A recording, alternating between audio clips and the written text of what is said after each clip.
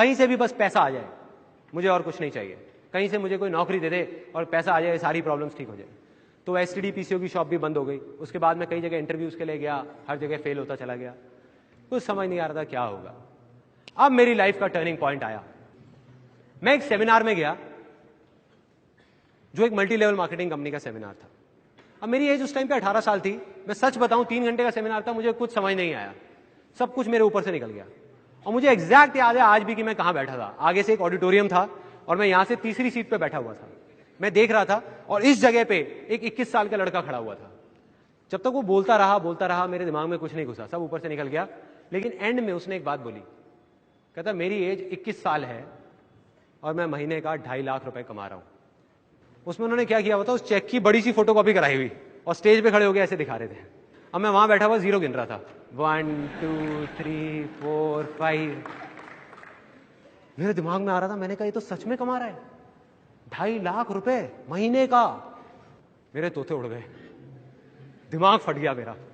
मैंने ये देखा था जिंदगी में कि भैया 10-15 हजार रुपए के लेवल पे पहुंचने में भी सालों लग जाते हैं, और यहां दूसरी तरफ एक लड़का है मेरे जैसा ही जो कह रहा है कि मैं 2.5 लाख रुपए महीने का कमा रहा हूं। और वो 1 सेकंड लगता है, 1 सेकंड, वही वो सेकंड था मेरी जिंदगी का। अंदर से चीख निकली। मैंने कहा कि अगर ये लड़का कर सकता है जो देखने में बिल्कुल मेरे जैसा है, अरे तो मैं क्यों नहीं कर सकता? मैं क्या कोई दूसरे प्लेनेट से आया हूं? मैं क्यों नहीं कर सकता? अगर इसके लिए आसान है तो मेरे लिए भी आसान है। मैं भी कर सकता हूं, कर सकता हूं। और जैसे ये 2 वर्ड्स आए मेरी लाइफ में, जैसे ही अंदर तक मैंने मान लिया कि सब कुछ आसान है, तो मेरे अंदर चेंजेस आने शुरू हो गए। जहां पहले मैं बोलता था कि अरे मुश्किल है, कुछ नहीं हो सकता, हमारा तो टाइम ही खराब चल रहा है, पता नहीं क्या होगा, मैं बोलने लग गया अरे अब आप देखो मैं क्या करता हूं। अरे 2-2 लाख के चेक तो ऐसे ले आऊंगा, कंपनियां खड़ी कर दूंगा, अभी आप देखते जाओ, अभी आपको पता नहीं है क्या होने वाला है। और सब बोलने लग गए थे कि संदीप तो पागल हो गया है। अब ये एक बहुत मजेदार पॉइंट है, जब भी आपको लोग बोलने लग जाएं कि आप पागल हो गए हो, तो आप समझ जाओगे आप सही ट्रैक पे हो।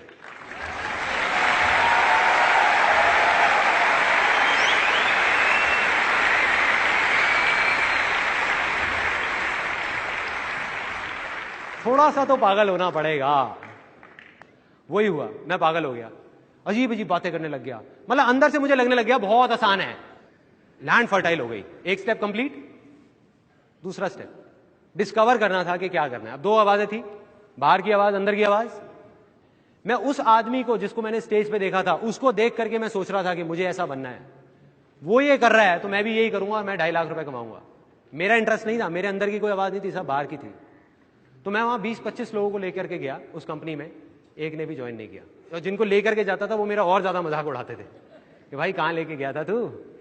और वे कहते थे तेरा 2.5 लाख का चेक आएगा, उसमें से थोड़ा हमें भी दे दियो। तो मतलब मैं फेल हो गया बुरे तरीके से। 2 वजह थी उस फेलियर की, एक ये कि वो मेरे अंदर की आवाज नहीं थी, दूसरी ये कि मैं शेयरिंग नहीं समझ पाया था।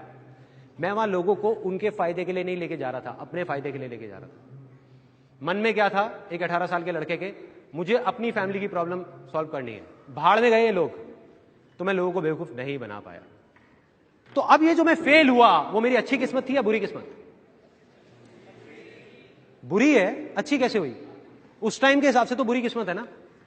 लेकिन यही बेवकूफी है, क्योंकि बुरा तो कुछ है ही नहीं इस दुनिया में, क्योंकि जो होता है अच्छे के लिए होता है।